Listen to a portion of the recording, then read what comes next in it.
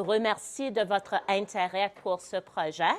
Sachez que la formation d'aujourd'hui va avoir lieu moitié en français, moitié en anglais. Et on est plein de monde aujourd'hui, alors vraiment, on espère avoir du temps à travailler les robots de façon concrète et de répondre à vos questions. Donc, bienvenue. Commencez avec la reconnaissance territoriale. I'm going to invite you to take a moment to look over the working agreements. Every time Central staff facilitate sessions, we are encouraged to take a few moments to think about the working agreements and the norms for the session. So I'll just invite you to take a moment or two and see if there are particular norms that resonate with you for our work this evening. And so I know for myself, when I look at these working agreements and I think about what we're going to be sharing tonight, I really think about working agreement number 1, where it asks us to challenge ourselves by grappling with new concepts and difficult ideas. I've been playing around with Lego robotics and programming for a few years now, but I find there's always things to learn, and students are always teaching me, and I'm discovering new ways to leverage technology. So whether this is the first time you're unboxing Lego robotics, or you're someone who has a passion for computer programming and are already integrating this in the classroom, perhaps this is an area tonight where we can think of building our comfort and confidence and then bringing this experience to the students. Alors, qui sommes-nous? Je vais passer la parole dans un instant à mes collègues et on va se présenter. Certains collègues vont se présenter en français et d'autres vont se présenter en anglais. Si vous ne m'avez pas encore vu cette année, je m'appelle Erin Colson. Je suis la nouvelle coordinatrice de la langue française et des langues internationales ici au Conseil de Peel et j'offre du soutien pour tous les programmes de la première année jusqu'à la 12e année. Et j'ai le grand plaisir à vous présenter notre nouveau collègue. Bonjour. Et il va se présenter. Il est entraîneur de... Moi, je travaille pour Zone 01 et la World Robot Olympiad. Donc, c'est Dominique. Vous allez peut-être entendre parler de 2 Dominiques, parce qu'on est 2 Dominiques qui travaillent chez Zone 01. Des fois, ça devient mélangeant. Ou comme disent nos élèves dans les classes d'immersion, full confusant. Moi, je travaille comme formateur chez Zone 01. Et aussi, je travaille comme juge en chef à la World Robot Olympiad. Donc, j'ai le plaisir de voyager partout dans le monde pour prendre des décisions très difficiles lorsque les élèves ne sont pas d'accord avec les juges. Et ce n'est pas la seule fois que vous allez voir Dominique. Dominique va parler du World Robotic Olympiad et c'est sur ça qu'on se concentre cette année pour FSL Innovators Challenge. Mais on va inviter Dominique de vous rejoindre dans vos salles de classe avec vos élèves pour travailler la robotique. Évidemment, il parle vraiment bien français et donc là, il peut se débrouiller avec vos élèves et vous soutenir dans cette initiative. Je viens de Belleville, Ontario. Over to English. So we have a fairly full agenda tonight. We're going to hit go for the first little bit, and then we're going to take a step back and have an opportunity for some hands-on exploration. So initially, we want to give you a couple of moments to network with colleagues, to get to know who's in the room, to speak about some of the successes you've had, perhaps with computer science and programming within your science programs, and perhaps some of the challenges that you foresee in this work, so we can help to find solutions to those challenges. After we spend a little bit of time getting to know who's in the room, we are going to ground the work in Peel's foundational documents, and we are also going to be speaking about what this experience will look like, what you can expect, and the kinds of supports that we as a central team in partnership with Zone 1 will be able to provide. We are hoping to dedicate a good half an hour, if not more, hands-on time to explore either an unboxing of the EV3 or the Spike Prime kit, looking at some of the software pairing with a basic drive build. We will have the opportunity for those that are interested. At the back, you'll see that there's a sumo mat. So you'll have the opportunity to explore some sumo bots fighting it out on the mat. And then in direct connection to the Robotic Olympiad, we'll have the opportunity to explore some of the builds that have been created in connection with the SDGs and as robotic solutions to real-world problems. And we'll have some more visual examples for you in that regard when Dominique shares the examples. Finally, with our debrief, we're going to speak about our next steps, about the student launch session that we have planned for your classes, and then the roadmap as we move forward to our culminating event. And as you know, that will happen in April, on April 24th, in partnership with Humberview, who is going to be the host school for all of your French immersion classrooms. So we are going to be looking at understanding how we can engage in the engineering design thinking process in the classroom, looking at real-world problems, looking at problems that are experienced not only in the local community, but in the broader world through the lens of les ODD, the Sustainable Development Goals. We will be exploring 3 Sustainable Development Goals in particular and inviting your students to do some learning around those particular goals as they apply to the solutions that they're going to be designing. Lastly, we want to give you the opportunity to tinker and play so that you have some comfort with the various materials that your students are going to be using. So those are our goals for today's session. Et Laura, je te passe la parole. Oui.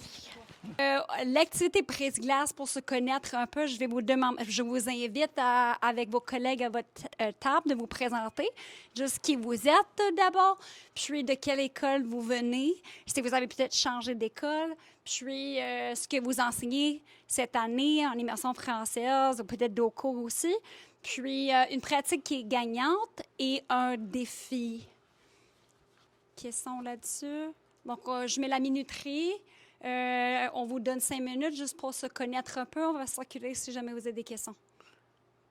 OK, merci de votre participation. J'aimerais juste demander 2 volontaires, mettons, de partager une pratique gagnante et un défi. Votre choix. Nice. C'est comme tirer des dents avec des élèves en salle de classe. Parfait, merci. On va faire des volontaires ou voluntold? J'ai beaucoup entendu parler à cette table ici. Un défi, quelque chose qui va bien. Oui, Dominique. Oui. Une chose qui fonctionne bien pour moi, c'est dès le début de l'année, puis là, je sais qu'on est déjà rendu en janvier, c'est de créer un mur à problèmes. OK? Problems in real life, that they see. OK? On a vu problème de déchets dans la cour de récréation. Problème. And we collect all these problems throughout the year. So when it's time to do one of these projects, they have a whole wall full of ideas that they can solve. Très bonne idée, ça. Parce que si on pose la question, quels sont des problèmes qui existent dans le monde, ça va encore comme tirer des dents, là. Ils vont se bloquer. And it's something to model as well. Whenever you see a problem, oh, I think we have a problem. Let's add it to our wall. J'aime bien ça. Je prends cette idée. Merci. La même façon dont on ferait un mur de mots, maintenant on a un mur à problème. Et on pourrait faire en numérique également. C'est ça. Ouais, oui. Sur cette diapo assez vite, vous allez voir au fur et à mesure qu'on avance dans le projet des connexions concrètes, surtout aux innovative elements pour Empowering Modern Learners, au curriculum du français, mais également au curriculum de sciences et des priorités de Peel. Alors, on va ancrer le travail dans les curriculums de français, de sciences et dans ces documents-ci. Oui. Alors, on va donc passer la parole à Dominique et on va changer de diapo. OK, parfait. Oh, ouais. Donc, bienvenue à Zone 01. Zone 01, c'est un organisme à but non lucratif qui organise des concours de robotique partout au Canada, en français et en anglais. Justement, je disais que le problème qu'on a avec Toronto, c'est que c'est rendu tellement big qu'il va falloir séparer le concours et avoir un concours franco, un concours anglo, parce qu'on a trop de participants à Toronto, ce qui est une bonne chose. Donc, on a des concours un peu partout au Canada et vous allez voir qu'on a plusieurs commanditaires qui supportent les événements aussi pour s'assurer qu'on peut garder les coûts plus faibles pour les participants. Zone 01 est une compagnie, un organisme canadien basé à Montréal, mais on a des volontaires et des employés un peu partout au Canada qui s'assurent que les concours ont lieu. Aujourd'hui, on va se concentrer surtout ici sur ce qui s'appelle Future Innovators ou les innovateurs et innovatrices de demain, qui est une partie du concours qui, selon moi, c'est une de mes parties préférées parce que les élèves font des projets qui servent à quelque chose.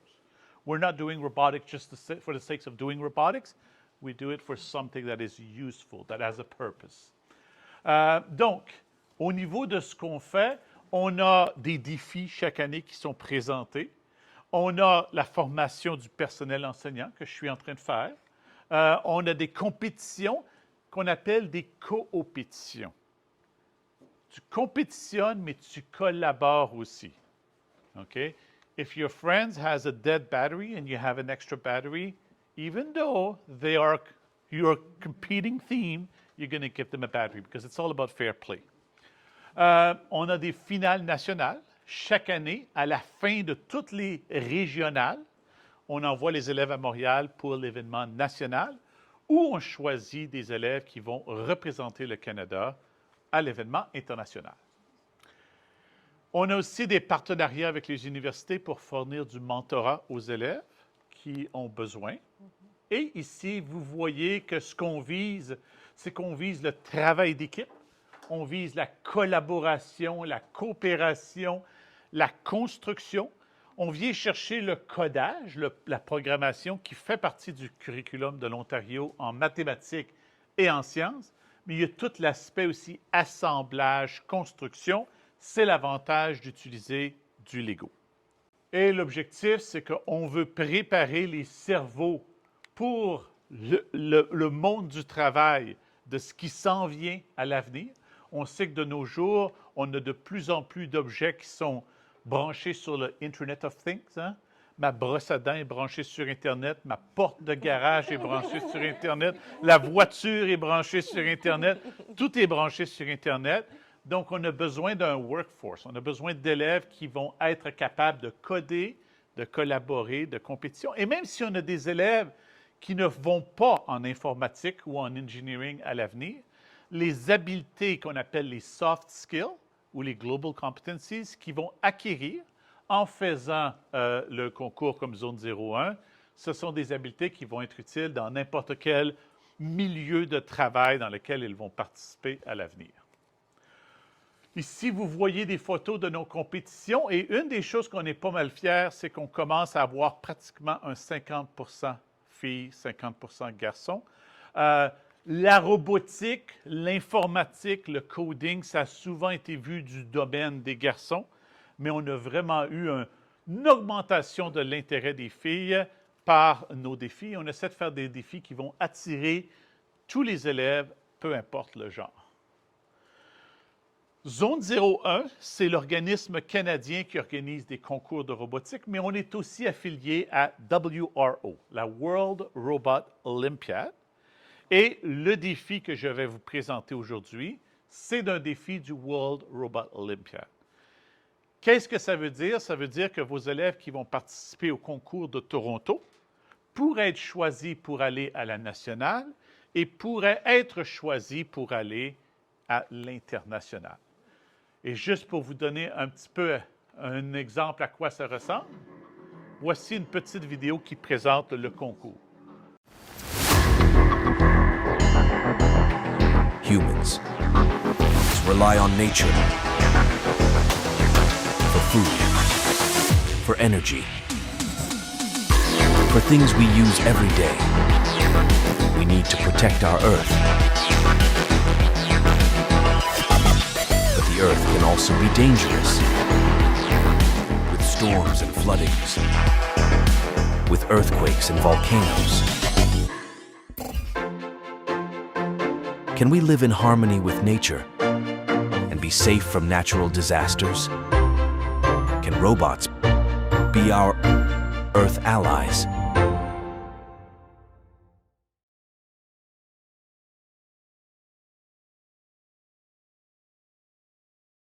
Donc, vous venez de voir la thématique du concours cette année. pour la WRO. Ça s'appelle Earth Allies. Donc, c'est la thématique, c'est l'idée qu'on veut aider les gens, on veut aider la Terre, on veut un environnement durable, mais parfois la Terre cause des catastrophes naturelles et on peut utiliser la robotique pour nous aider aussi. Je vous donne un exemple à quoi ressemble la compétition. Ça, c'est la compétition qui vient de se terminer. J'étais à Panama City au mois de novembre comme juge en chef. Et ça vous donne un peu une idée à quoi ressemble une compétition internationale. Évidemment, la compétition régionale et nationale sont à plus petite échelle. On n'a pas les budgets de l'international, mais ça vous donne une idée à quoi ça ressemble.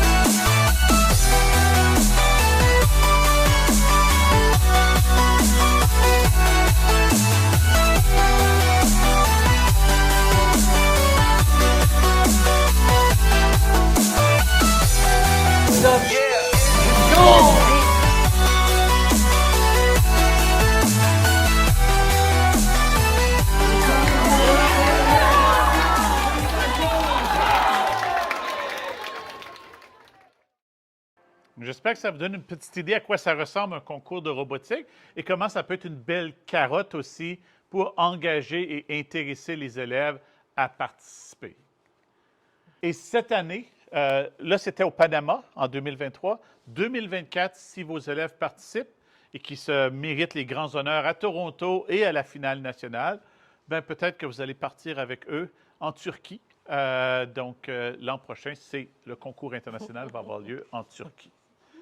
On a aussi un concours pour les runner-up, donc les élèves qui ne sont pas les premiers, mais qui sont quand même bons, et ça va avoir lieu à Milan, en Italie. Donc, on offre habituellement la possibilité aux élèves de participer. Ça s'appelle le Friendship Tournament. Ce n'est pas aussi compétitif, mais ça donne la chance aux élèves de vivre une expérience internationale. Donc, comme je vous disais, la thématique cette année, c'est les alliés de la Terre. We want students to be allies of the earth, so that's going to be our theme this year. Et vos élèves pourraient peut-être représenter le Canada à cette compétition. Je veux prendre quelques instants maintenant pour vous présenter qu'est-ce que c'est Future Innovators, ou les innovateurs et les innovatrices de l'avenir. Parce que c'est un peu différent de la robotique de table. La robotique de table, comme le sumo, j'appelle ça de la robotique de table. Vous avez vu aussi dans la vidéo, il y avait des jeunes qui faisaient de la robotique sur table. C'est habituellement, ça utilise un rover, un robot dans ce style-là, ou ce que vous avez ici, qui se déplace sur une table et qui accomplit des missions. À la World Robot Olympiad, on appelle ça les Robo Missions. Il y a une mission, déplace tel objet, amène-la, va voir si. L'élève a une liste de défis à faire. C'est bien, c'est engageant. Par contre, la robotique de table, ce n'est pas aussi proche de la réalité. Hein? On n'est pas en train de résoudre des problèmes de la vraie vie. On répond à un puzzle qui a été créé par le créateur du jeu. Donc, Future Innovators, c'est ce qui a été suggéré dans votre conseil scolaire. Et je suis bien content parce que j'adore Future Innovators. Bien que ma job de juge en chef, c'est pour RoboMission. Donc, je travaille de l'autre côté aujourd'hui. Donc, l'idée, c'est de trouver une idée. Vos élèves doivent trouver une idée. C'est pourquoi je vous parlais du mur de problèmes. Et juste pour vous donner une idée un petit peu de Future Innovator, voici à quoi ça ressemble.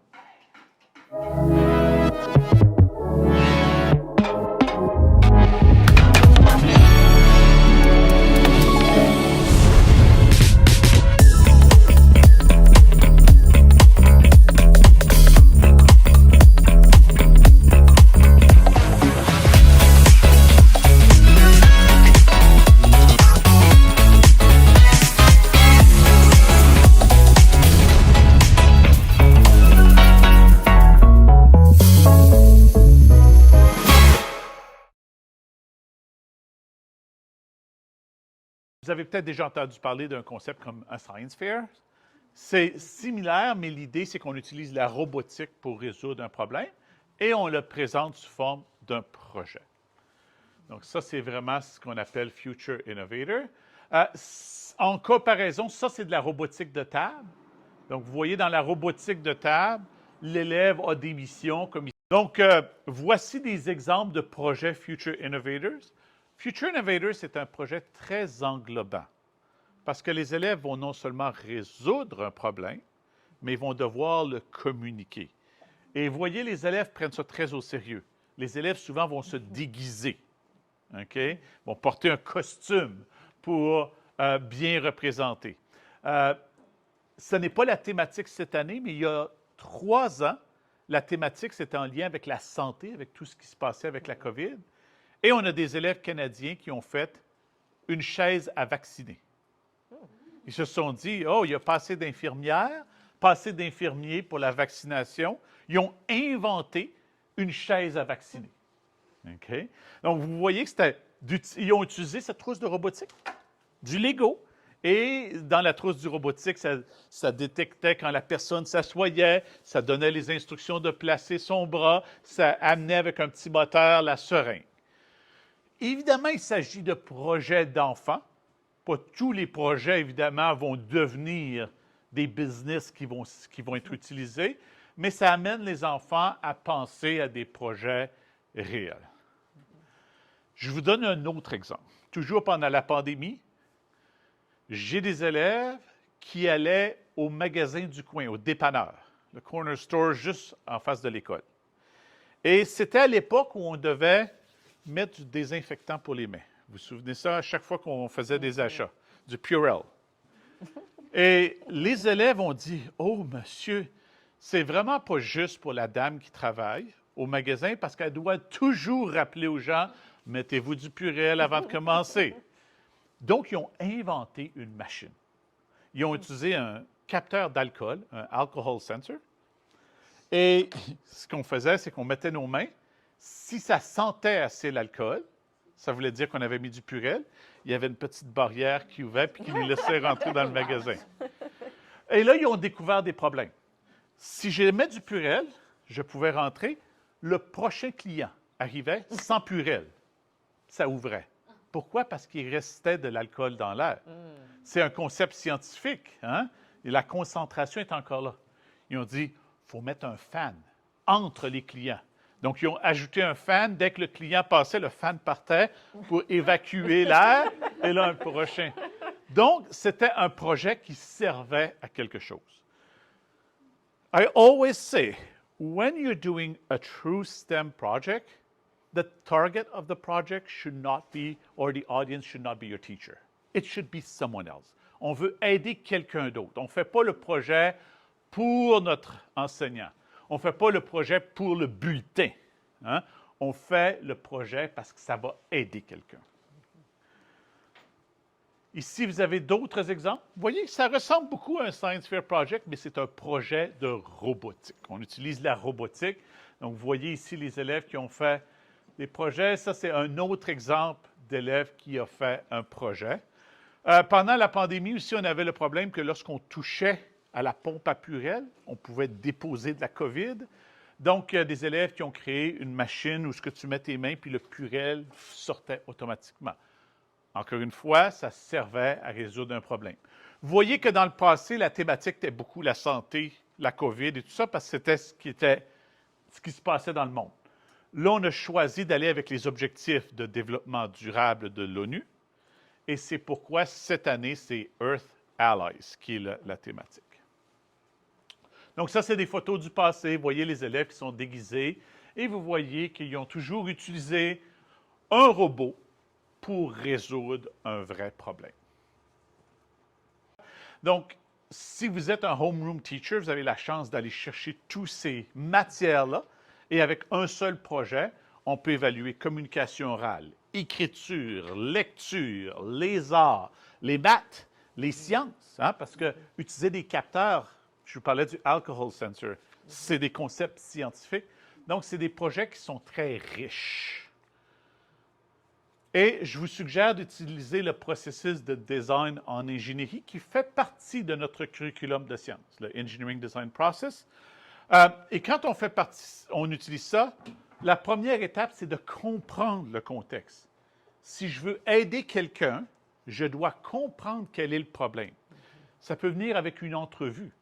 Les jeunes filles qui ont fait le projet sur le Purell au magasin sont allées faire une entrevue avec la propriétaire du magasin. Ils ont aussi recueilli des observations. Combien de gens mettent du Purell? Combien de gens oublient de mettre du Purell?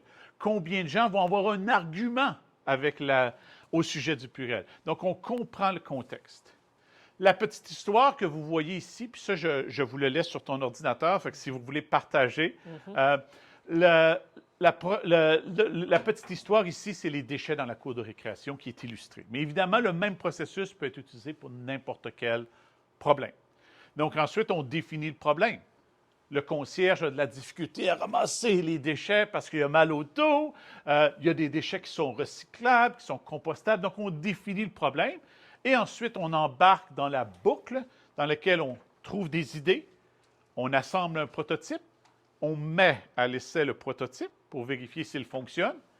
Il ne fonctionne jamais du premier coup. Hein? En robotique, never works the first time. Never, never. Donc, on reprend la boucle jusqu'à temps qu'on ait quelque chose qui fonctionne à la perfection. Comme les jeunes filles qui ont fait le système avec le Purell, ça ne marchait pas parce qu'il y avait encore de l'alcool en suspension dans l'air. Donc, ils ont pensé à ajouter le moteur, le ventilateur. On réalise le produit final et finalement, on va le présenter à la personne à qui ça va servir. Comme les jeunes qui ont fait la chaise à vacciner sont allés la présenter à des médecins, à des infirmières pour montrer leur travail. So that's the engineering design process. J'ai créé ce visuel-là. I created this visual. This is not coming from Zone Zero. This is actually coming from myself.